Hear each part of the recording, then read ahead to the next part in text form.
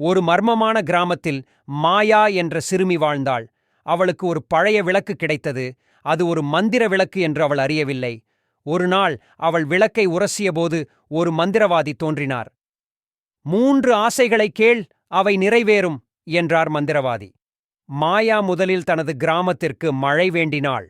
அடுத்து அவள் தனது பள்ளிக்கு புதிய புத்தகங்கள் வேண்டினாள். கடைசியாக அவள் தனது தாய்க்கு நோய் நீங்கி நலம் பெற வேண்டினாள். மந்திரவாதி சிரித்து, உனது நல்ல இதயம் உனக்கு நல்ல பலன்களைத் தரும் என்றார். அவள் கேட்ட 3 ஆசைகளும் நிறைவேறின. மாயா தனது கிராமத்தில் மழை பெய்ததையும் புதிய புத்தகங்கள் பள்ளிக்கு வந்ததையும் தனது தாய் நலம் பெற்றதையும் கண்டு மகிழ்ந்தாள். அவள் மந்திர விளக்கை மீண்டும் ஒளிர வைத்து, நன்றி என்று மந்திரவாதிக்கு நன்றி சொன்னாள். அந்த நாள் முதல் மாயா தனது கிராமத்தில் நல்ல செயல்களை செய்து பிறருக்கு உதவி செய்து அனைவரும் மகிழ்ச்சியுடன் வாழ்ந்தனர்.